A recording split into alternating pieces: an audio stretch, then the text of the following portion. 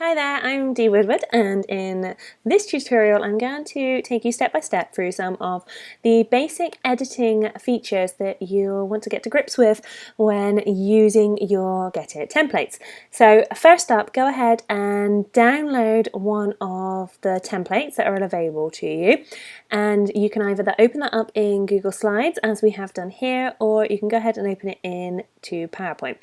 Now the PPT file will open in both Google Slides and different versions of PowerPoint, but depending what version you're using, some of the tools that I talk you through here may be in slightly different places depending on the version that you're using. So do take a couple of minutes first of all to familiarize yourself with the version of either PowerPoint or Google Slides that you're using, just so you know where some of the basic tools are.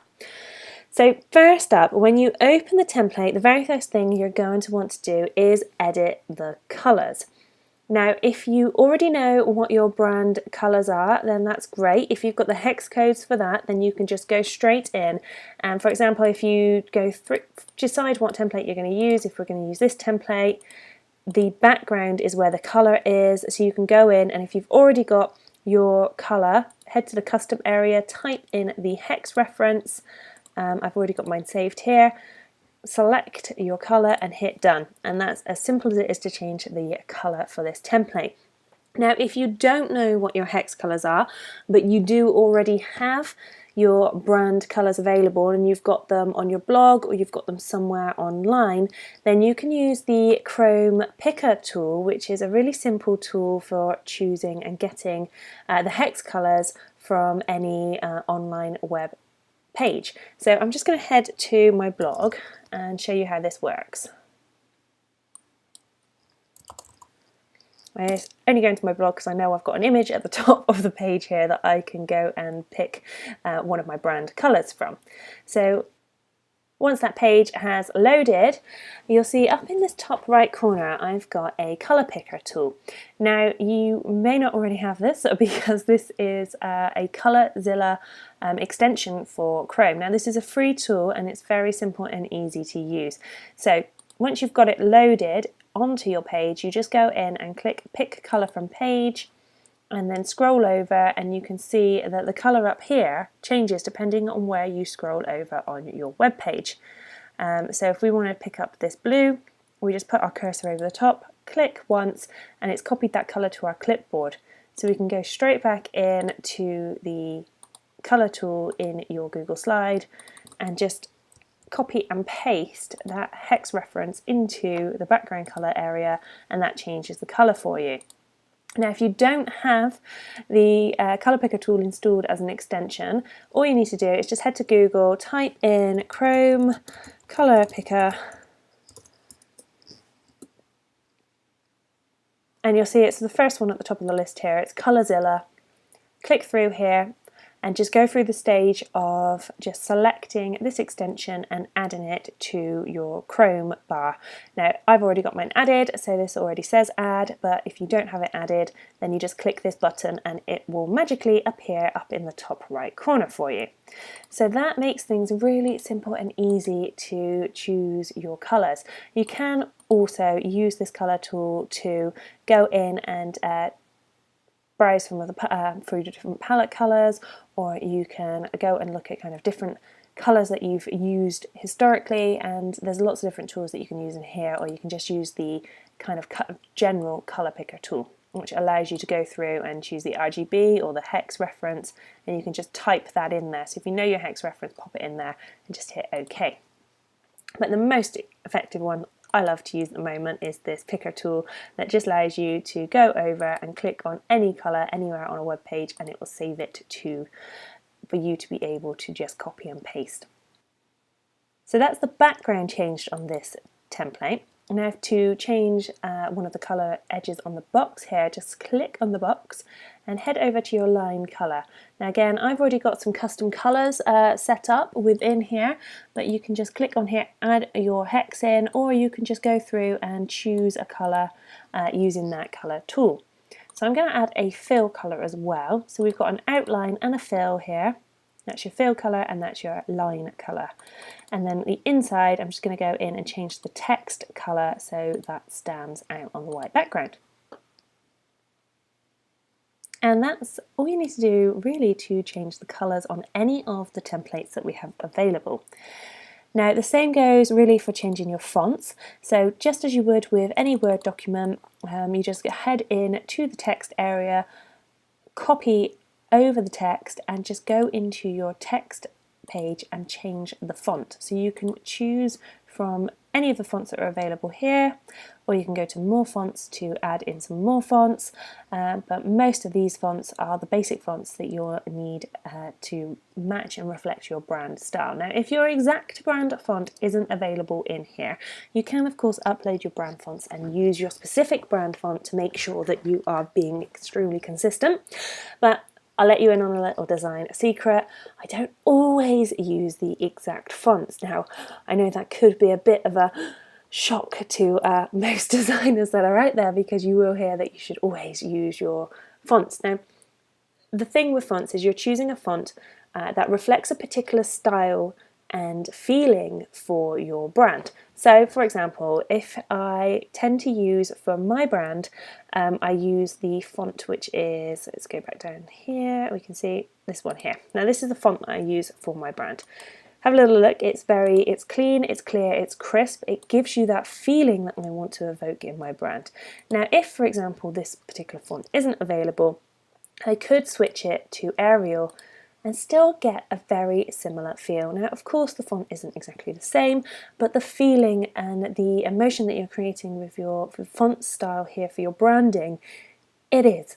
And most people aren't going to really get that worried about the difference here. So again, this is a very similar font, and you can also use Helvetica, that's a very similar font as well. So they're all similar font styles that evoke that core brand message.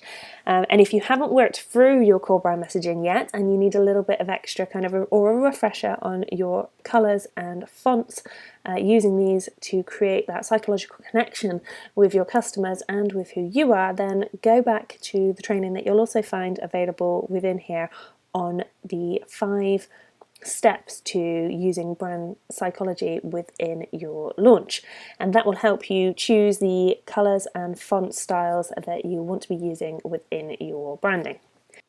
So once you've got your colours and your fonts loaded into your template, the next step is to start adding images.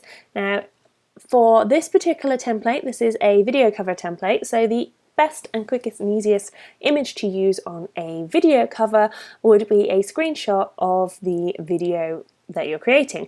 So for example, whilst I'm creating this video right now, I could take a screenshot. Now the way you do this would be Command Shift and 4, and that changes your cursor into this, this crosshatch that you see appear on the screen here, and you can use this to take a screenshot. So whilst I'm recording this video right now, I can take a screenshot. This will save it to my desktop, and then I can change the image that's on this slide. Now you can either delete the image and just drag and drop your new image in place, or you can use the replace image option and drag and drop again that screenshot that you've just taken, which will be on your desktop, and upload it into this area. Now using the replace image option means that the image will come in already pre-sized to fit the space that you had within that template.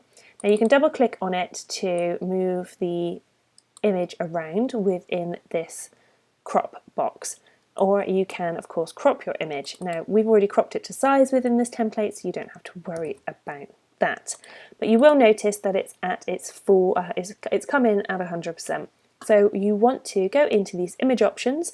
Now if that's not open, you just click image options, it pops it open, and you can edit the transparency. That allows that background colour to show through, and this means that you've got this nice kind of overlay, a kind of preview of what this video is going to be about in the background here of the image, and then your text shows clearly over the top. Now of course if you wanted to use a different kind of video and you've got a picture of yourself, then just you can just upload and edit that into this particular template, or choose from one of the other templates that's available which have already been designed to use the kind of style of face image. Now if you are using one of your own images, so I'll just jump down to this style slide here, and you can see I've got one of my professional photos that I had taken a number of years ago, and they've served me very well. So it's always great to get some high-res professional photos taken, but you don't have to worry about them being professional, and I'll get to that in a minute. But if you are getting some photos taken, one real key thing to think about and pay attention to is your eyes.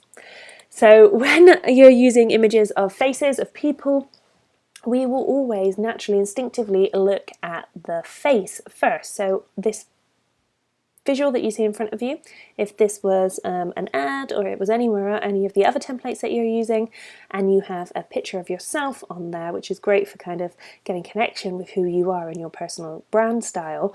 But if you are looking directly at the camera, not like I've got here, but if you're looking directly at the camera and your eyes are just looking straight out, then your viewer, your potential perfect customers, will be drawn into looking at your face more so than they will your message, because we will naturally be drawn to looking at the eyes within the image.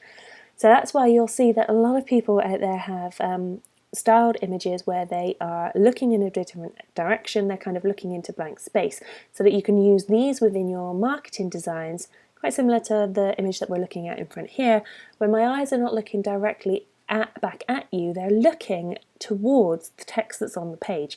And that means that when you come to this image, you're looking at my face, but I'm not looking directly at you. You follow my eye line, and that leads you into that message. So that's a sneaky little trick to remember when it comes to using photographs of yourself and images of people within your marketing design. If you want people to connect with you, get the image that's looking directly back at you, but if you want them to read text that's on your page, if you want them to be drawn over to a sales button or an opt-in button, then make sure that the image that you're using, your eyes are looking over into that space to help people navigate through all of the information that's on your page and look at that call to action area, the bit that you want them to pay the most attention to.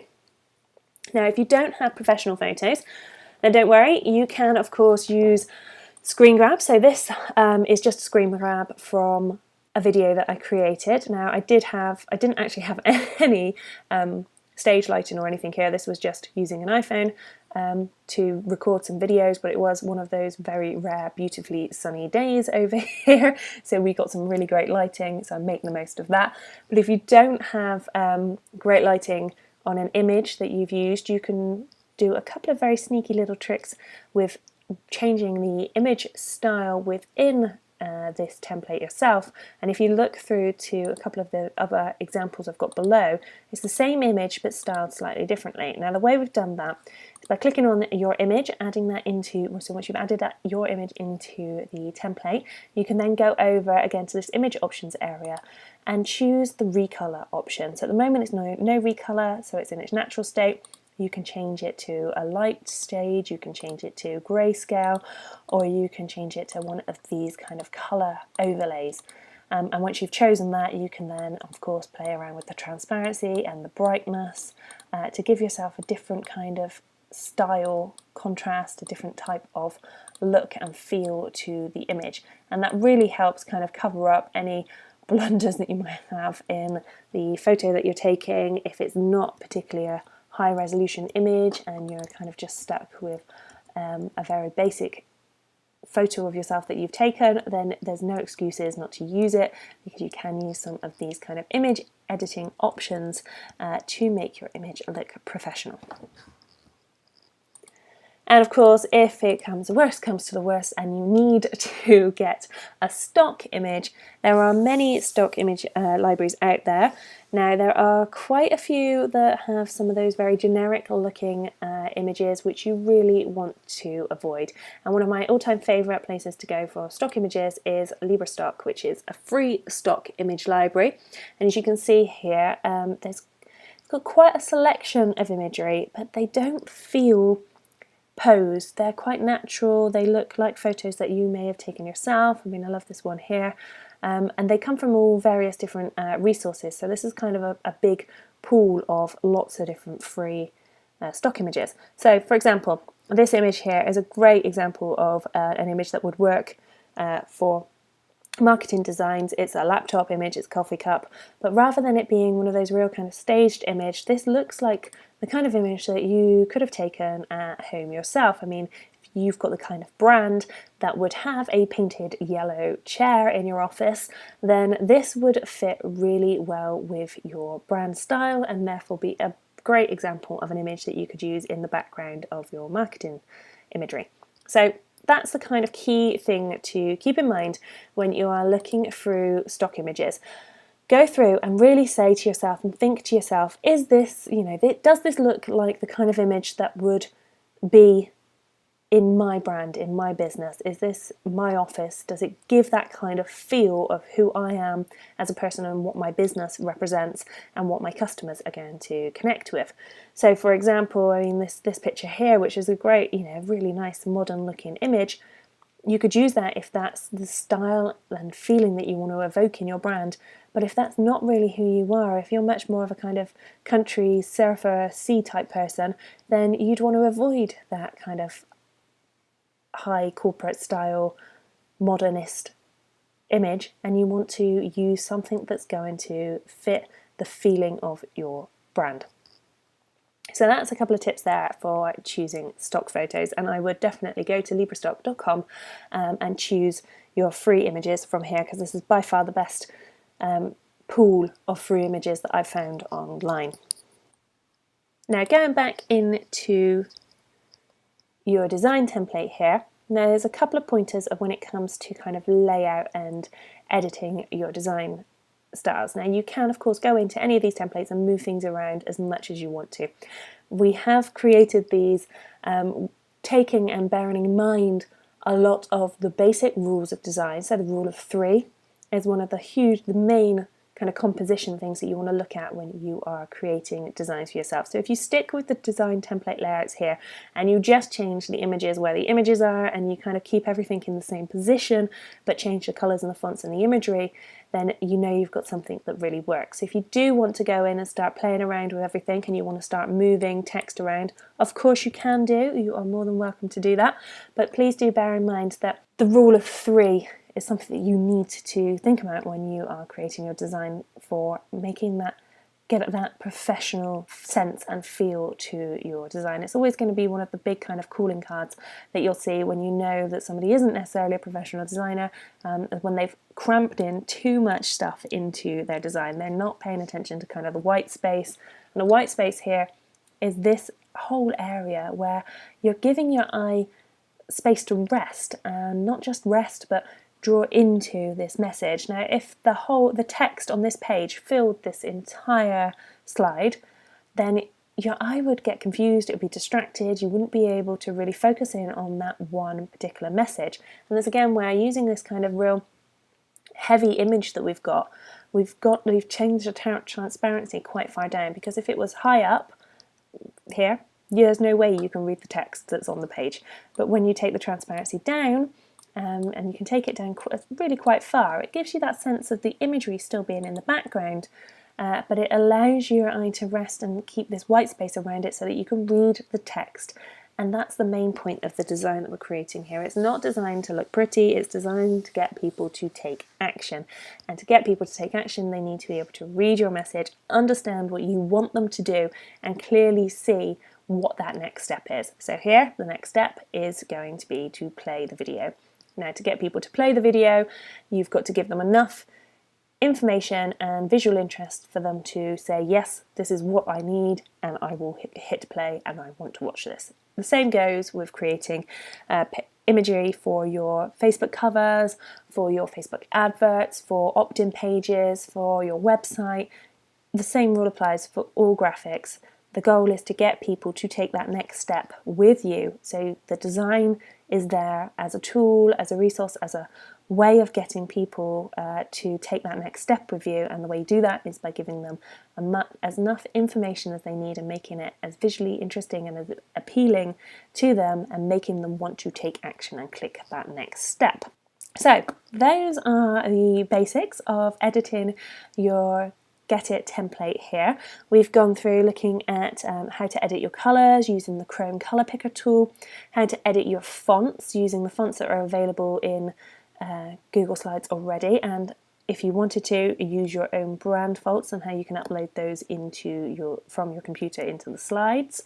How to edit images, what to kind of look for and not look for when you are using stock photos and using your own images, especially when it comes to using photos of yourself. Now, one thing I didn't mention with that is that you can just use your phone or use a camera if you happen to have a camera to hand to go out on a day-to-day basis, and when you're out and about, when you're in your office, when you're at the coffee shop, just start taking photos and build up a library of photos that you have available. Not necessarily when you're launching right now, it doesn't have to be for a specific thing that you're doing, but if you just get this pool of images on your phone, save them to your desktop, and just have some of your own photos that you can use in marketing messages like this, then you know that nobody else is going to have those images available to use because they are yours, and they will instantly connect with who you are and build your personal brand because they are your photos. They're snapshots into your life, into how you run your business, into the places you go, the things you do. It'll be the cup of coffee that you personally drink yourself rather than a stock image of one. And those are just little subtle touches that really help deepen that connection, and use the psychology of visuals to really connect with your customers and get your message out there in a kind of subconscious subliminal way. So grab your phone and start taking pictures, and then the next time you come to wanting to create your own graphics, you'll already have a resource and a pool of imagery that you can use, and you won't have to waste hours trudging through stock in libraries trying to find photos. So the final thing is how to save for web. Now, you can of course go through and just click on File and go to Download As and select JPEG, and this will download a JPEG image to your desktop ready for you to use. Or you can use my personal favourite, which I kind of introduced you to earlier, which is the screenshot. And that's using Command-Shift-4, and it creates this crosshatch, and then just draw around the area you want to save. And this will download a PNG file, which you can convert to a JPEG if you need to, direct to your desktop. And then you can open that and add that and save that to a website. So the plus side with doing it this way, it's a lot quicker. So that's one of my favourite things, but it also creates a really good high quality visual image, but using kind of the low file size, which is really kind of the perfect combination for creating web imagery.